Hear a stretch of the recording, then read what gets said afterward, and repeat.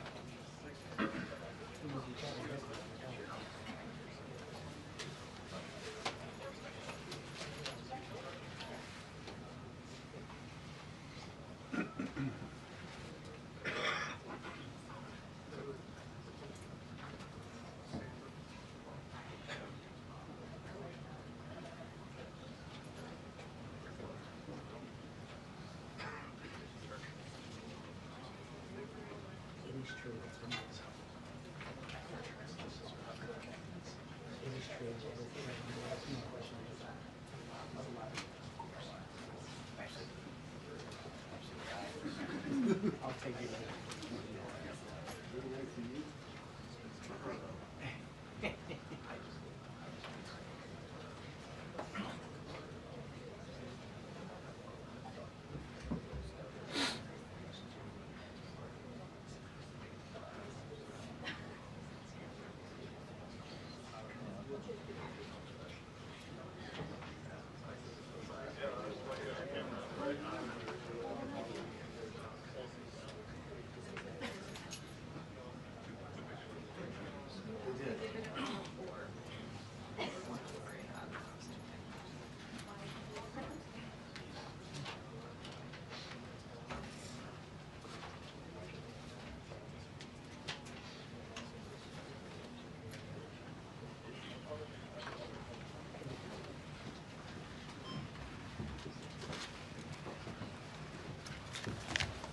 Hello.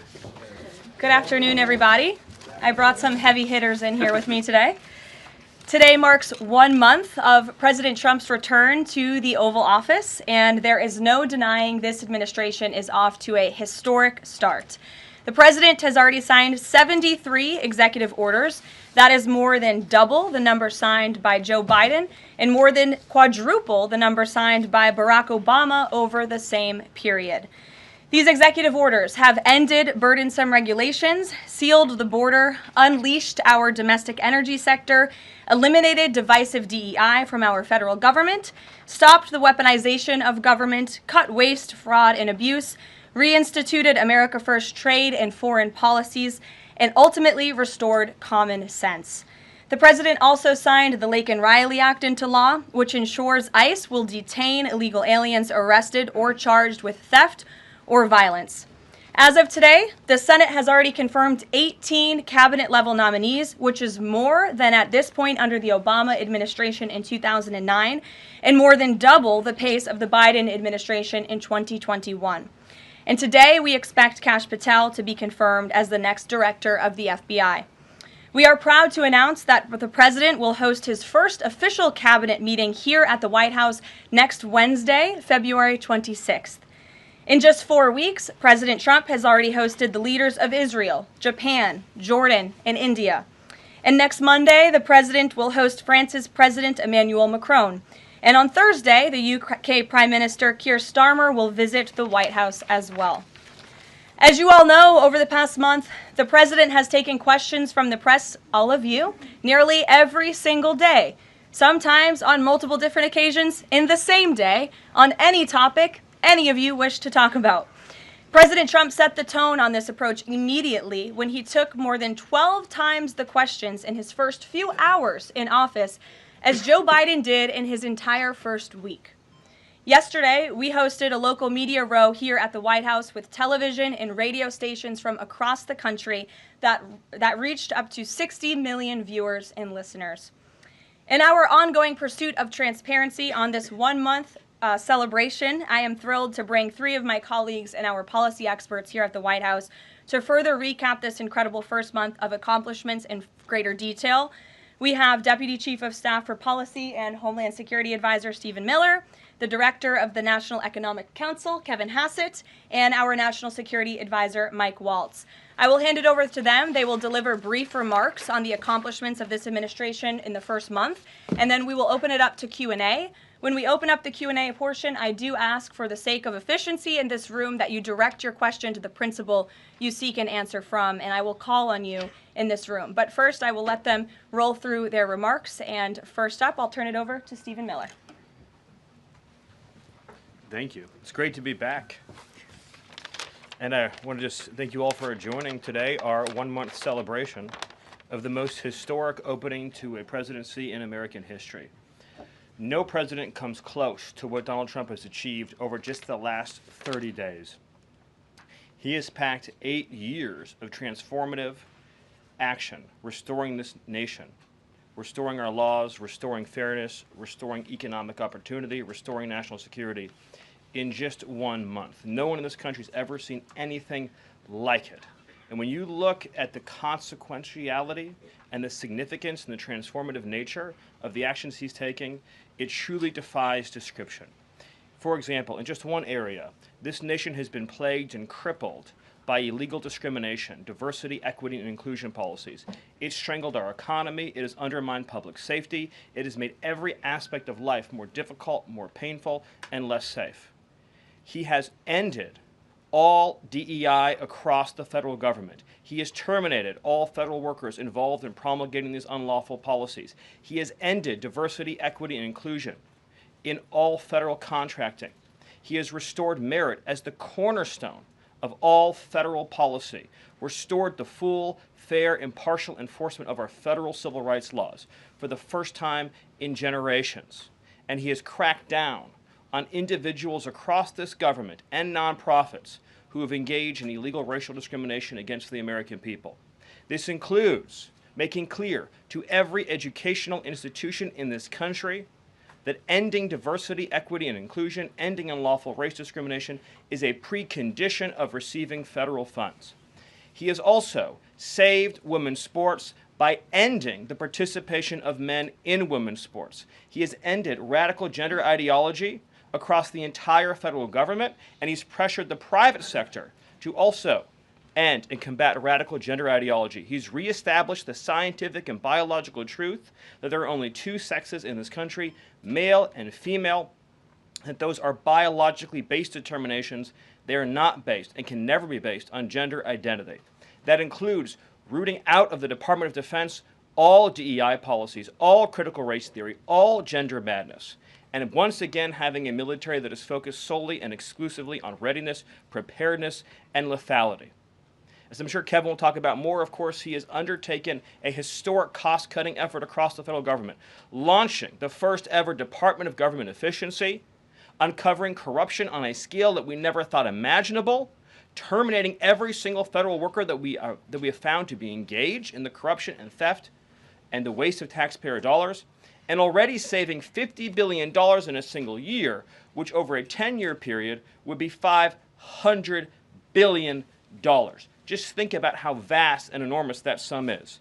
Of course, as you all know, he has renamed the Gulf of Mexico to its correct and proper name, the Gulf of America. He has renamed Mount Denali into Mount McKinley, part of a historic effort to restore patriotism and national pride all across this land. He has ended the weaponization of the federal government, restored the Department of Justice to its true mission of combating threats to this nation and keeping the American people safe. He has ended all federal censorship of free speech.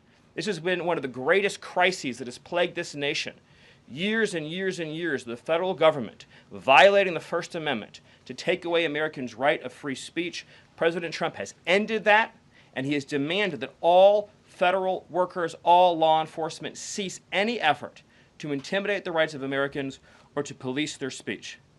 He has also restored the death penalty at the Department of Justice, including for illegal aliens who commit murder, including for those who murder cops, and including for all of those who threaten Americans with heinous acts of violence. The death penalty is back. Law and order is back. The streets are being made safe once again.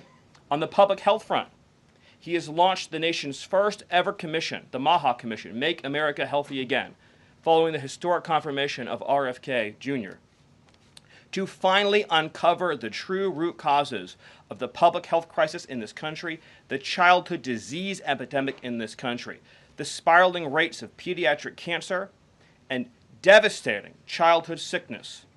He has finally created a situation where the federal health agencies in this country will be focused on preventing disease, on keeping children from getting sick in the first place, not sending them to a lifetime in and out of hospitals, suffering needlessly, when we can find ways to prevent this epidemic of illness. Then, of course, on Homeland Security. Today, it is officially the law of the land, at the conclusion of the congressional notification process, that 6 Mexican cartels and 2 transnational gangs, Tren de Aragua, or TDA, and MS-13, so 8 organizations in total, are now formally designated as foreign terrorist organizations, which means that every single member of those organizations who operates on U.S. soil is now, as a legal matter, a terrorist, and they will be treated as terrorists. This is a sea change in U.S. policy, and this means the Department of Justice and the Department of Homeland Security, along with the rest of U.S. law enforcement and the Department of Defense, are now operating in a legal reality where these cartels are recognized as terrorists. And there will be a whole of government effort to remove these terrorists from our soil and to degrade their ability to threaten or undermine any American security or sovereignty interests. Border crossings, since the day he took office, are down 95%. I think it's almost impossible to even describe the scale and scope of that achievement. President Trump, within days of taking office, cut border crossings 95%. And those few who have dared to cross are being either prosecuted or deported. They're either facing significant jail time for trafficking, smuggling, harboring, aiding, impeding, or they're being immediately removed from our soil. Either way, at the end of the process, they are going home. He's re-implemented Remain in Mexico, and he has obtained historic cooperation from foreign countries all around the world in accepting their deportees back. And he has used the United States military to fully seal the southern border with a historic deployment of both active duty and National Guard troops, resumed the building of infrastructure, he has opened up Guantanamo Bay, and he's using military aircraft to carry out deportations all across this country. And ICE is joining with ATF, DEA, and FBI to carry out the largest deportation operation in American history. The criminals are going home. The border is sealed shut. America is safe, sovereign, proud, and free. We are a nation that everyone in the world understands all across this planet. You do not come here illegally. You will not get in. You will go to jail. You will go home. You will not succeed. This is the biggest and most successful change in any area of law enforcement that this nation has ever seen, and he did it in under 1 month. Thank you. Yes. Well, thank you, Caroline. Thank you, Stephen. One of the things that President Trump cares most about is job creation, and it was about 7 years ago I had the honor of joining you in this room for the first time, and it looks like we've created a lot more jobs in the last month. Look at how many people are here. My estimate is about 180, but I didn't count. So thank you. It's really an honor to be back here. I think that I just want to go over a few things and then hand it off to Mike. The first thing is that the president has told us to prioritize fighting inflation. And he had to do that because, as you know, President Biden let inflation get completely out of control. And he did it with policies that made no sense. They made no sense. A lot of times people say to us, our friends, the journalists, why are you doing that? But I like to think, why did they do that? Why did they spend so much money? And then why did the Fed print so much money so that we had inflation as high as we've ever seen since Jimmy Carter? So why did they do that? So we're addressing inflation. We didn't have to address it in the first term because it was always in the ones, almost always. But we're going to get it back there. And how are we doing it? Well, we're doing it with a plan that President Trump and I and others have talked about in the Oval that involves like every level of fighting inflation. First, the macroeconomic level. We're cutting spending. We're cutting spending in negotiations with people on the Hill. We're cutting spending with the advice of our IT consultant, Elon Musk. And then we're also looking into supply side things, like restoring Trump's tax cuts, maybe even expensing new factories so that there's an explosion of supply. If you have an explosion of supply and a reduction in government demand, then inflation goes way down. And then one of the things that you want to say is, well, when are you going to see it?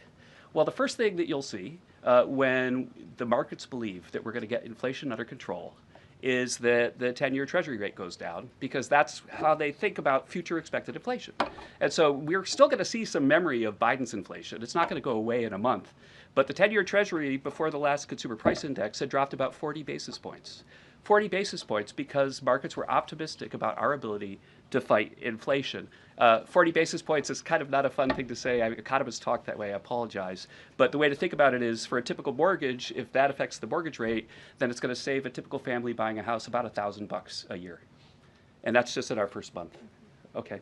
The second thing we've done is we've had a lot of trade talks. In fact, I was just meeting a minister from Mexico with Howard Lutnick just a couple of hours ago. And we're talking about reciprocal trade, and we're also talking about the fentanyl crisis. And so reciprocal trade is about our government treating other governments the way they treat us. We want trade to be fair. It turns out that Americans have been disadvantaged by foreign governments over and over, and President Trump wants it to stop. And the fact that struck me as most noticeable when I started to look at what President Trump was asking us to do is that last year we have data, U.S. companies paid $370 billion in taxes to foreign governments. $370 billion. Last year, foreign multinationals paid us $57 billion in taxes. We have 1/4 of world GDP. They have 3/4 of world GDP, and we're paying 370, they're paying 57. This is not reciprocal. We're going to try, or we're going to, fix it. The other thing that we've done is we've had an all-of-the-above energy approach that's led by Doug Burgum and Chris and a really large team, EPA. And we've already made so many actions that are going to affect the price of energy and lower inflation. We've opened up 625 million acres to energy exploration. We've cut 50 years of red tape that makes it so you can't have permits. And we've even made it so that when you go home, if you get a new one, then you can take a shower or flush a toilet or read under a light bulb. We're doing that too. So finally, let's just think about like the facts that we can see right now that we think are awesome. So guess what? Small business optimism has gone up by the most ever since President Trump came in. ISM, which is the measure of what's going on in manufacturing, it's expanding again for the first time in years. CEO confidence is the highest it's been in years. And the reason people are thinking this is that our policies give people cause for optimism. And then I want to reiterate what Stephen Miller said, because it's so important, and it's so important for financial markets to start to digest this, that if, say, the Treasury Secretary or any cabinet secretary with Elon Musk is able to find some savings, say $100 billion, well, in CBO land, that's actually like about 10 times that, or maybe 12 times that, over a 10-year window. And so when you're thinking about the negotiations right now over reconciliation and thinking about, well, 4 trillion, 5 trillion, well, those numbers in terms of the savings are going to end up being small because of all the waste that we're finding.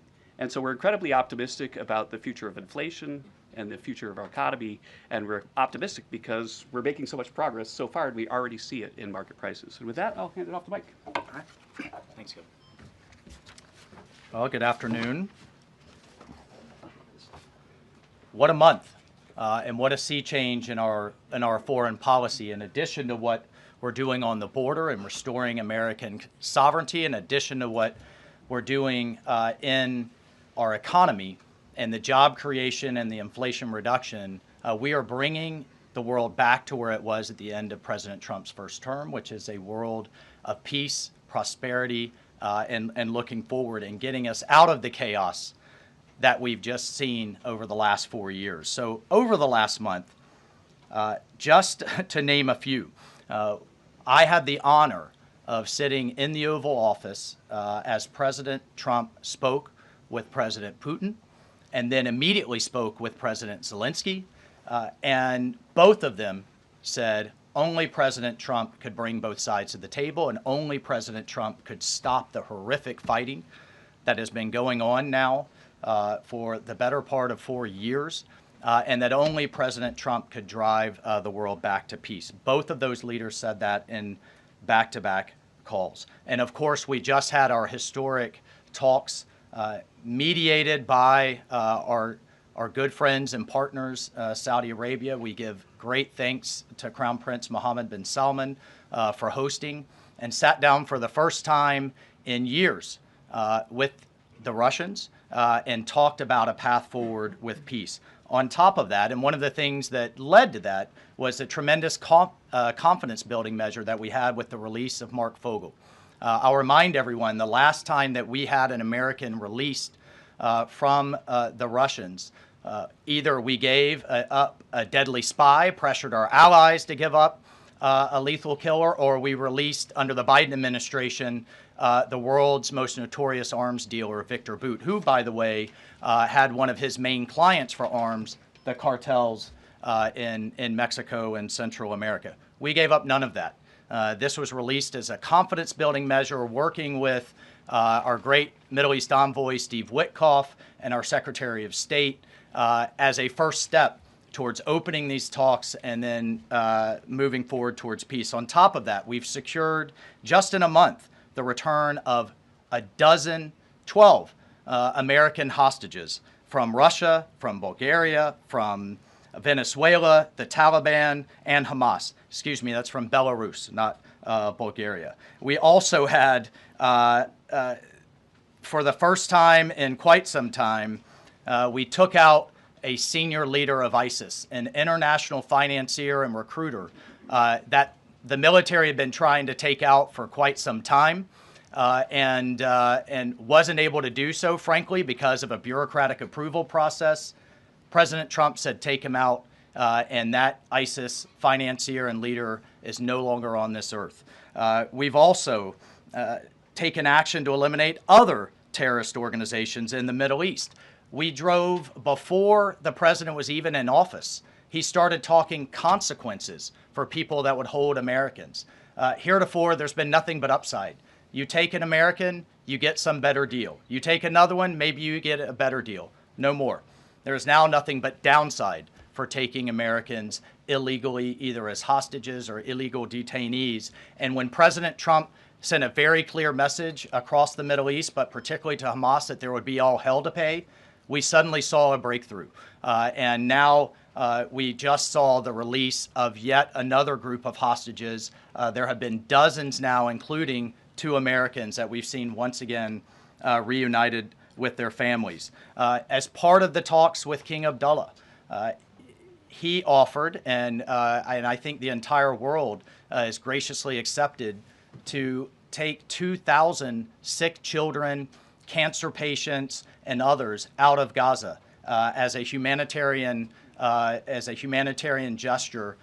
2,000 Gazans will come out of that hellhole that it is, that wasteland that Gaza is right now, with unexploded ordnance, with debris everywhere, with no sewage, with no water. And President Trump has put forward a plan to deal with the practical reality that is 1.8 million Gazans now truly suffering. And then, just to bring it back to our own hemisphere, we've seen literally in the last month, after years of national security experts, the generals in charge, and others testifying and ringing the alarm bells about the Chinese Communist Party's presence in our own hemisphere, particularly in the Panama Canal. We're seeing the leadership of Panama step away from the Belt and Road program, move away from China and back towards the United States, and even enter into talks and other negotiations about addressing the ports on either side of the canal. And then finally, last but not least, we've had 4 world leaders in the White House, in the Oval Office. We've had the Prime Minister of Japan, the Prime Minister of India, the King of Jordan, and of course the Prime Minister of Israel just in the last 4 weeks. And next week we'll have the Prime Minister of the United Kingdom, and we'll have the President of France, Macron. So President Trump is on what we call Trump warp speed. We are all honored to be really serving under his leadership and his vision. And truly, when we all say, and the president himself says, he is a president of peace. He is a president focused on restoring stability. I think the entire world saw what the world will look like without strong American leadership in the last 4 years. And it's truly been an honor to get us back to where we were and back on track under President Trump's leadership. Thank you, Mike. Thank you. Thank you, everybody. I'm sure you're very eager to ask questions of these very smart people working very hard on behalf of the president. We do have somebody in our new media seat today. We have John Stoll, who is the head of news at X. As you all know, you're all on X. It's home to hundreds of millions of users, a large contingent of independent journalists and news organizations across geographies and political spectrums. And at the same time, X remains the go-to platform for many legacy news outlets. And I know, as I mentioned, many of the reporters in this room use X to attract eyeballs to your work. Prior to joining X, John spent 2 decades in journalism, including several years as an editor at the Wall Street Journal.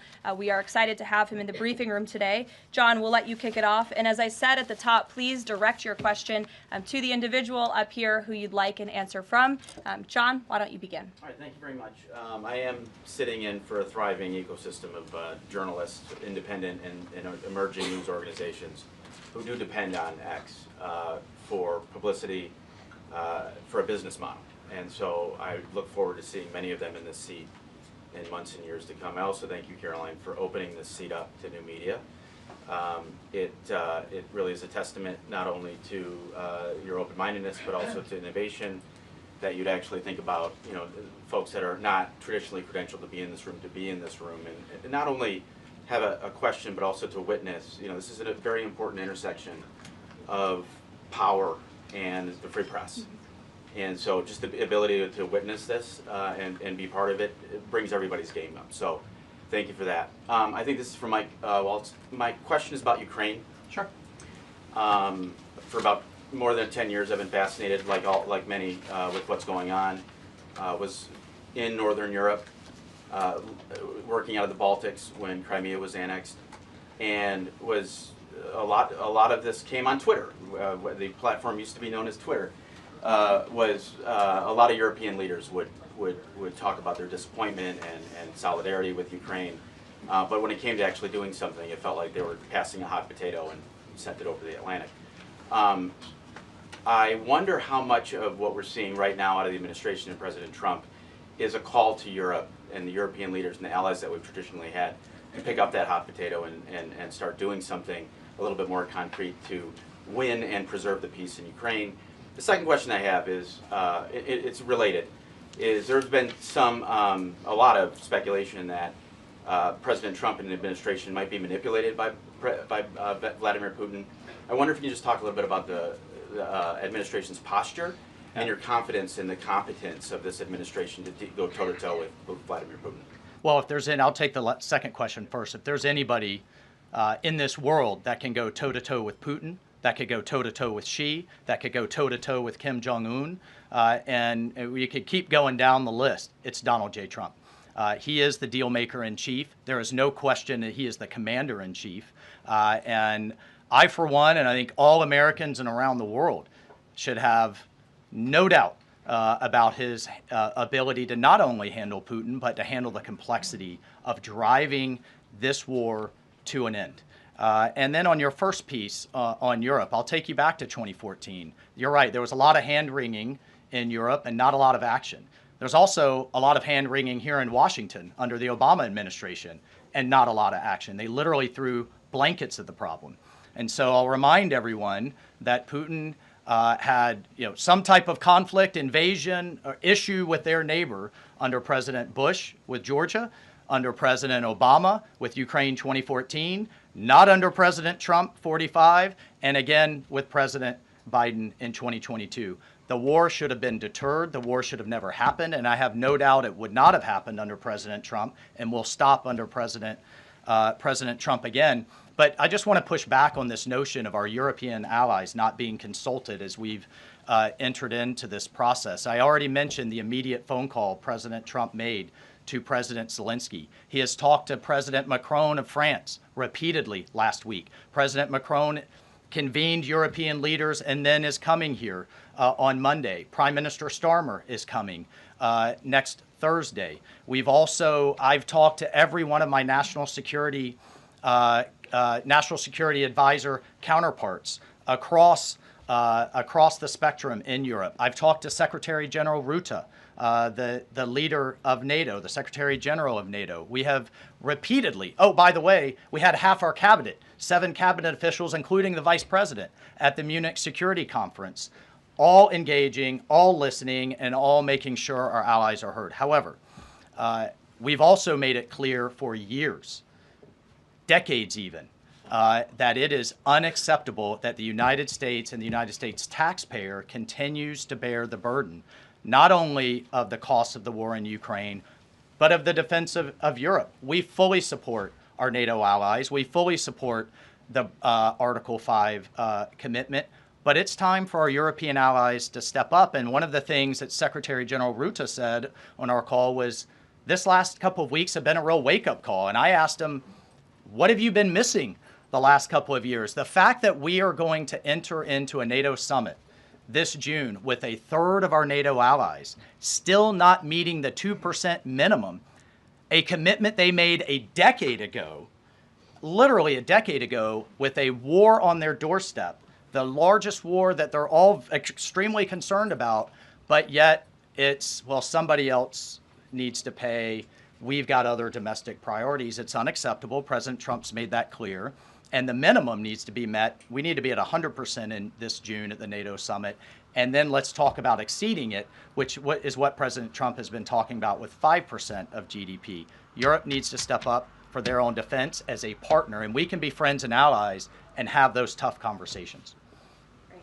Peter. Thank you, Caroline. I have a Ukraine one and a Doge one. Who can talk Doge? Stephen. All of us. Well, so Stephen, we're hearing about these Doge dividend checks that would be 20% back to taxpayers, 20% to pay down the debt. 60% is left. Who gets that?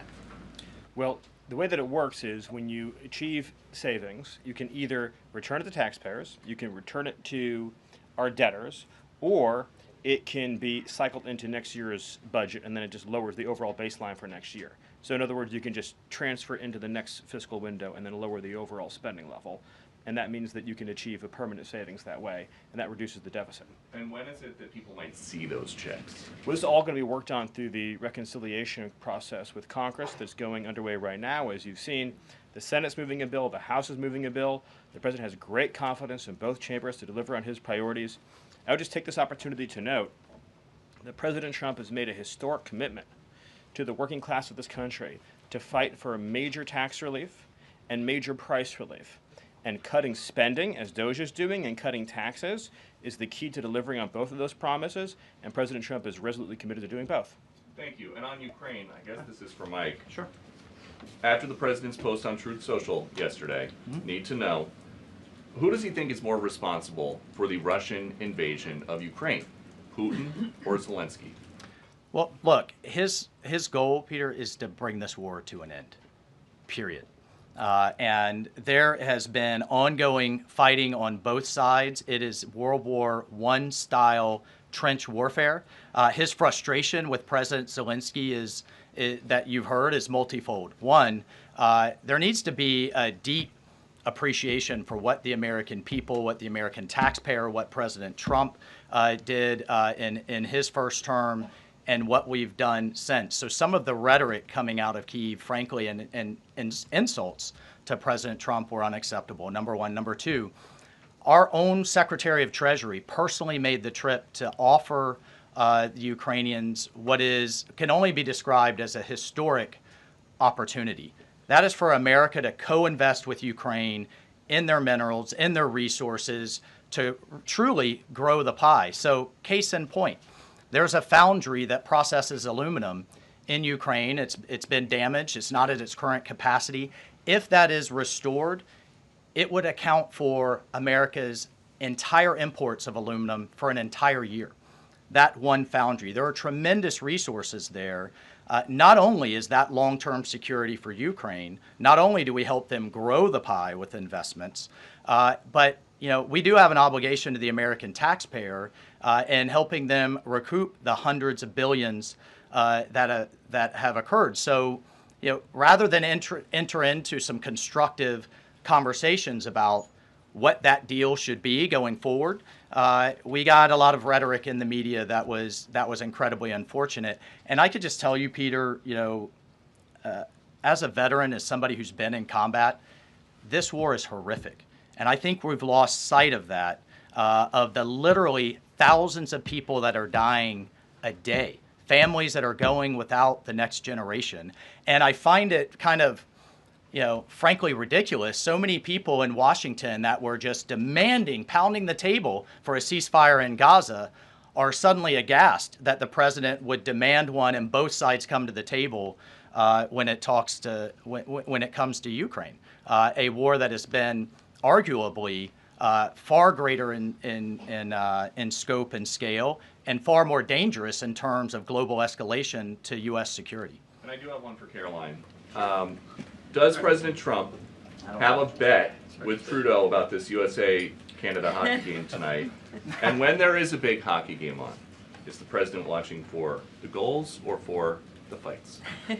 Probably both. I think he's watching for the United States to win tonight. I know he talked to the USA hockey team this morning. He talked to the players after their morning practice around 10 o'clock.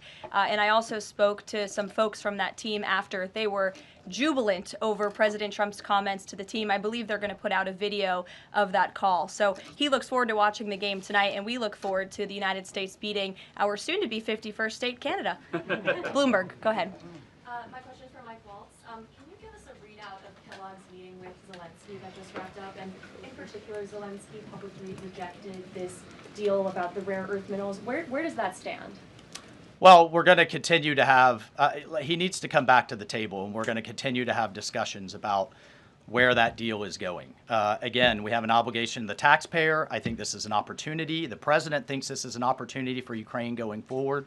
There can be, in my view, nothing better for Ukraine's future and for their security than to have the United States invested in their prosperity long term. And then a key piece of this has also been security guarantees. Look, the reality that we're talking about here is it in Ukraine's interest? Is it in Europe's interest? It certainly isn't in Russia's interest or in the American people's interest for this war to grind on forever and ever and ever. So a key part of his conversation was helping President Zelensky understand this war needs to come to an end. This kind of open-ended mantra that we've had under the Biden administration, that's over. And I think a lot of people are having a hard time accepting that. And then the other piece is there's been discussions from Prime Minister Starmer and also President Macron about European-led security guarantees. We welcome that. We've been asking Europe to step up and secure its own prosperity, safety, and security. So we certainly welcome that, and we certainly welcome more European assistance. As I told my counterparts, come to the table with more if you want a bigger seat at the table. And we've been asking for that for quite some time. And has Russia pushed for sanctions in your talks with them? And have you consulted with international partners and allies about potentially rolling back sanctions in these negotiations to end the war? The talks with our Russian counterparts, both with my counterpart, the National Security Advisor, Secretary Rubio's counterpart, the Foreign Minister Lavrov, it really was quite broad, focused on what is the goals for our broader relationship, but very clear that the fighting has to stop to get to any of those brighter goals. And as a first step, we're just going to do some common sense things like restore the ability of both of our embassies to function. And again, this is common sense in foreign policy world. They call it shuttle diplomacy. We have to talk to both sides in order to get to both sides to the table, and both sides have said only President Trump could do that. Deanna.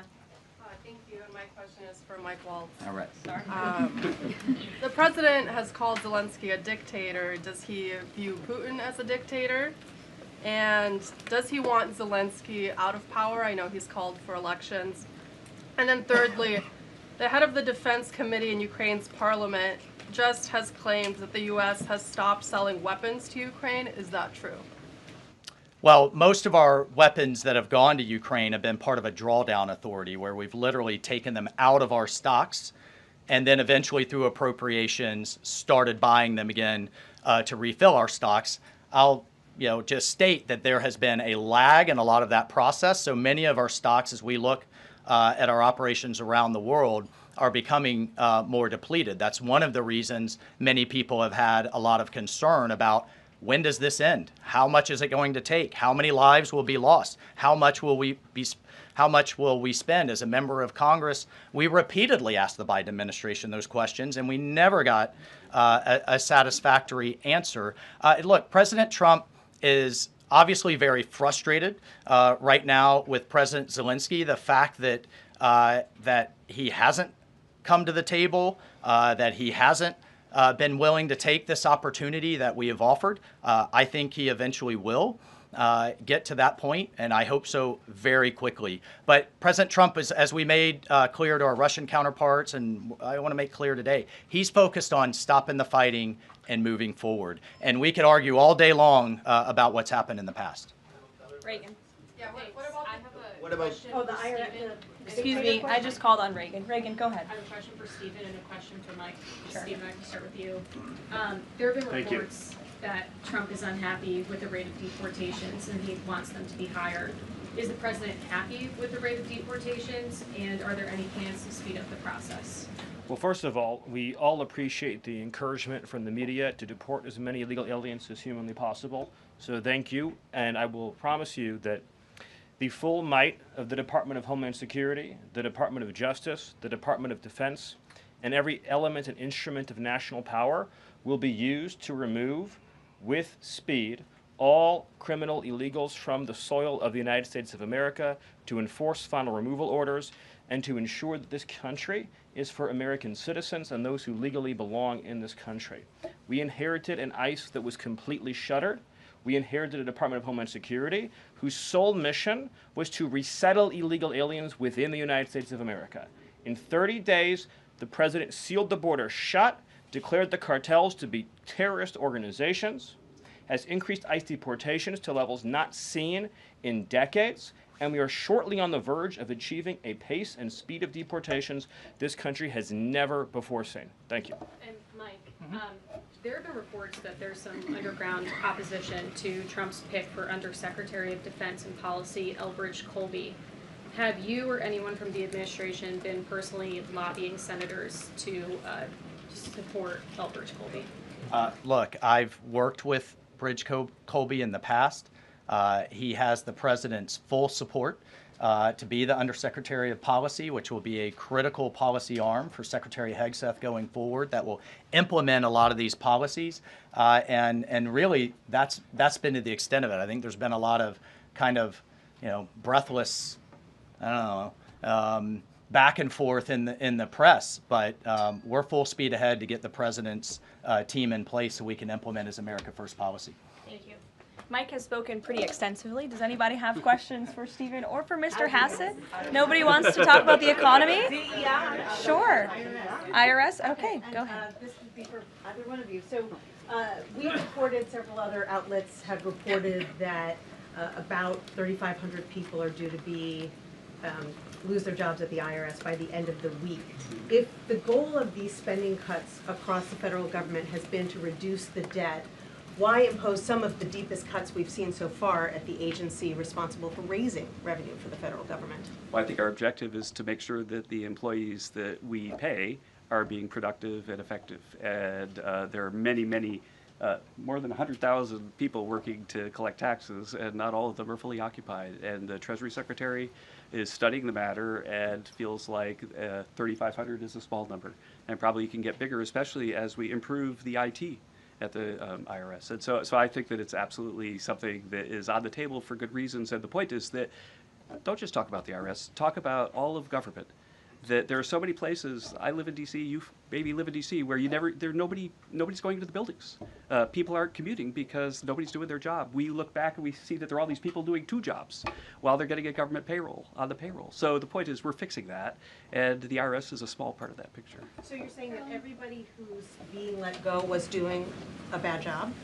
I'm saying that we're studying every agency and deciding who to let go and why. And we're doing so very rationally with a lot of support from analysis. Because we're being told by a lot of people who have been let go at other agencies that they were told they were being dismissed because of poor performance, when in some cases they haven't even had a performance review yet because they've only been on the job a couple of months. Yeah, I've never seen a person who was laid off for poor performance say that they were performing poorly. Okay. Caroline? Good point. Sure, Caitlin. I have a question. I'll start with you, Kevin Hassett. Thank you for being here. And then I've got a question for Mr. Waltz. On these potential checks that you might send out from Doge, is there a concern as you're thinking through this that they could be inflationary? Oh, absolutely not, because imagine if we don't spend government money and we give it back to people, then if they spend it all, then you're even. But they're probably going to save a lot of it, in which case you're reducing inflation. Okay, so And also, when the government spends a lot, that's what creates inflation. We learned that from Joe Biden. And so if we reduce government spending, then that's reduces inflation. And if you give people money, then they're going to save a bunch of it. And when they save it, then that also reduces demand and reduces inflation. Okay, so you're not worried about it. And No, I'm Mr. not. Waltz, to follow up on Peter's question, you wrote in an op-ed in the fall of 2023 that, quote, Putin is to blame, certainly like Al-Qaeda was to blame for 9/11. Do you still feel that way now, or do you share the president's assessment as he says Ukraine is to blame for the start of this war? Well, it shouldn't surprise you that I share the president's assessment on all kinds of issues. What I wrote as a member of Congress was as a former member of Congress. Look, what I share the president's assessment on is that the war has to end. And what comes with that? What comes with that should be, at some point, elections. What comes with that should be peace. What comes with that is prosperity that we've just offered in this natural resources and economic partnership arrangement, an end to the killing, and European security and security for the world. The president's not only determined to do that in Europe, he's determined to do it in the Middle East. And just a few months ago, we had an administration that had tried for 15 months, week after week, sitting with you here and couldn't get us to a ceasefire, couldn't get our hostages out. Now we're at that point. We're back to maximum pressure on Iran, and we have just begun, and we will drive towards a ceasefire and all of those other steps. I'm not going to pre-negotiate or get ahead of the sequencing of all of that. It's a very delicate situation. But this is a president of peace, and who here would argue against peace? Okay, so you do share that assessment. And can I follow up? In 2017, Go ahead, then Jordan. President Trump. Go ahead, Can I just follow Jordan. up Thank really you. You quickly? just So, had 2 questions, Caitlin. Meg, can I Jordan, just- go ahead. Mr. I have an important Hassett. follow-up from Jordan, Mike go Waltz. ahead. So, Go ahead. Mr. Hassett, you were speaking about tariff revenue, and you also addressed a question about the IRS. President Trump has spoken about replacing income tax with tariff revenue, especially with all this waste, fraud, and abuse that we're seeing cut. Is that a possibility? Absolutely, and in fact, if you think about the China tariff revenue that we're estimating is coming in from the 10% that we just added, plus the de minimis thing, that it's between $500 billion and $1 trillion over 10 years is our estimate. And that's something that is outside of the reductions that markets are seeing through the negotiations up on the Hill. And so we expect that the tariff revenue is actually going to make it much easier for Republicans to pass a bill, and that was the president's plan all along. And then I have a question for Stephen Miller about Doge. So you spoke about Doge. You said roughly $50 billion is set to be cut in a year of waste, fraud, and abuse by unelected bureaucrats. We're hearing this ironic narrative from the president's critics and the left-wing media that Elon Musk is an unelected bureaucrat and he's doing all this terrible stuff. Isn't one of Doge's objectives to get rid of the federal bureaucracy, the deep state, and also who was running the White House when Joe Biden was in office? Because I don't know a single person who believes it was Joe Biden. You're tempting me to say some very harsh things about some of our media friends. Yes, it is true that many of the people in this room for 4 years failed to cover the fact that Joe Biden was mentally incompetent and was not running the country. It is also true that many people in this room who have used this talking point that Elon is not elected fail to understand how government works. So I'm glad for the opportunity for a brief civics lesson. A president is elected by the whole American people. He's the only official in the entire government that is elected by the entire nation, right? Judges are appointed, members of Congress are elected at the district or state level. Just one man. And the Constitution, Article 2, has a clause known as the vesting clause, and it says the executive power shall be vested in a president, singular. The whole will of democracy is imbued into the elected president. That president then appoints staff to then impose that democratic will onto the government. The threat to democracy, indeed the existential threat to democracy, is the unelected bureaucracy of lifetime tenured civil servants who believe they answer to no one, who believe they can do whatever they want without consequence, who believe they can set their own agenda no matter what Americans vote for. So Americans vote for radical FBI reform, and FBI agents say they don't want to change. Or Americans vote for radical reform on our energy policies, but EPA bureaucrats say they don't want to change. Or Americans vote to end DEI, racist DEI policies, and lawyers at the Department of Justice say they don't want to change. What President Trump is doing is he is removing federal bureaucrats who are defying democracy by failing to implement his lawful orders, which are the will of the whole American people. Thank you. Thank you very much, everybody. I'm looking at the clock. We've almost had an hour of time. I know a couple of these individuals have a meeting to get to at 2 p.m. So you're welcome to follow up with my team for further questions. We're going to let these guys get back to running the United States government. And we will see you all later. President Trump will be speaking at 3 o'clock at the Black History Month reception. So thank you. It's good to see you. We'll see you in a bit. Thanks. Are you going to the Black History Month reception, Mr. Miller? Stephen, on the fraud, should we expect indictments? Are there indictments coming for all the fraud we found? I'd love to follow up with you. Just set up the time with Caroline. Okay, thank you.